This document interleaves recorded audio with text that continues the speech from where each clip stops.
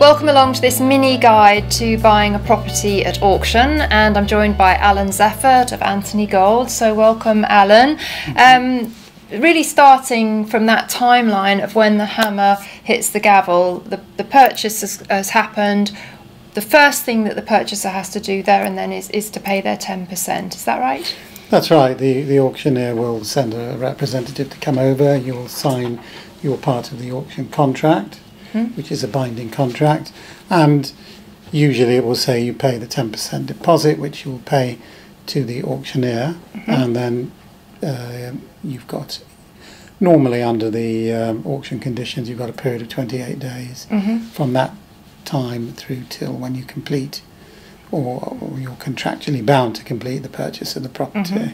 So if you were buying with cash, that's fine. If you were buying with a mortgage, you would have had to have the mortgage kind of agreed in advance, really, wouldn't you, to meet that 28-day completion criteria? Yeah, definitely, yes. You should have had your mortgage offer, at least in principle, sorted out, and then the mortgage lender will want to carry out a valuation of the property. But certainly you need to have sorted out all your financial information with the mortgage lender, because the clock is ticking from the time the gavel goes down, so you haven't got the luxury of much time to get that important written mortgage offer issued by the lender. Indeed. So let's say that 28-day period has passed and the buyer still hasn't completed. What happens then? So if unfortunately you're not yet in a position to complete on the completion date, there will be certain consequences that will follow. The completion date is a contractual date. It's not some sort of target date that people aim to meet. It's there written in the contract. So if you're late, the first thing that will happen is the seller's solicitor will most likely serve on you what's called a notice to complete. The effect of a notice to complete is to make time of the essence, and will then give you a further period, typically 14 days, unless that's been varied by the auction conditions. So during this further 14-day period, interest is clocking up on the balance of the price, because you would have already paid 10%, but you've still got 90% left to pay. So you'll normally be paying 4% over bank base rate, so that present rates, that would be 4.5% per annum for every day that you're late.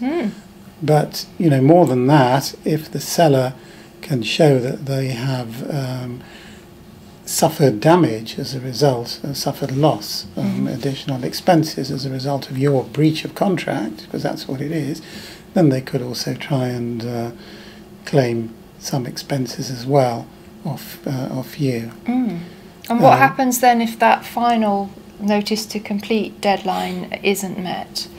Sure. Well, once the 14-day period has expired, the contract is then at an end. The contract is, in legal speak, it's rescinded.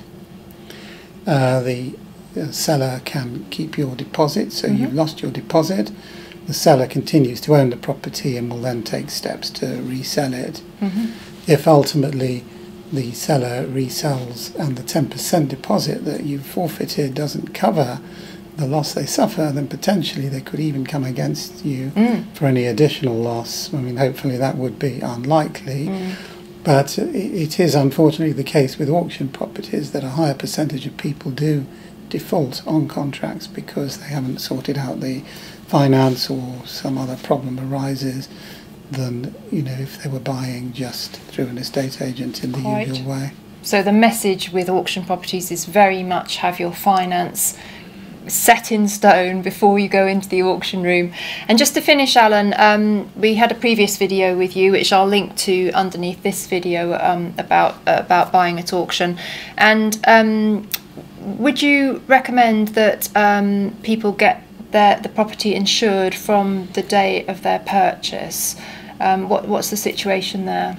Normally you should insure from the date of exchange of contracts, or the date that the gavel goes down at the auction, unless you are buying, say, a leasehold property in a block where the landlord would insure, in which case you wouldn't normally need to insure the property. But again, the auction conditions, the general conditions and the special conditions would often cover the insurance point. Oh, okay, so that's another good tip there, to read the conditions of the actual auction house as well. Definitely read the conditions, read the auction pack, check everything out, and as you said earlier, make sure, very important, that your finance is all in place. And if for any reason the purchaser decided not to go through with the sale, they found a fault with the property or something of that nature, then essentially is the worst that could happen that they would just lose their 10% deposit?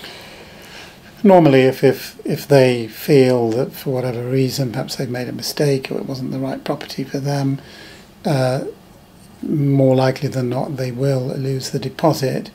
Occasionally they might be able to salvage that if there's been some material non-disclosure by the seller. If something then comes to light which should have been disclosed and hasn't been disclosed, you could argue that the seller has misrepresented the position, and possibly you might be able to sort of bring some kind of claim to get back your deposit, but it's usually an uphill battle because you know the seller's sitting on your money, quite, and you know, possession being 9/10 of the law and all that.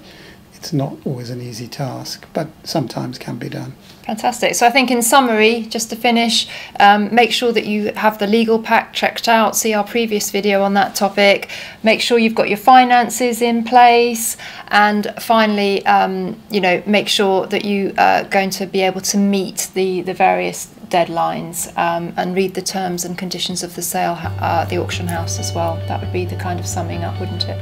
I agree entirely. All right. Thanks ever so much, Alan. That's really useful input. Pleasure. Thank you.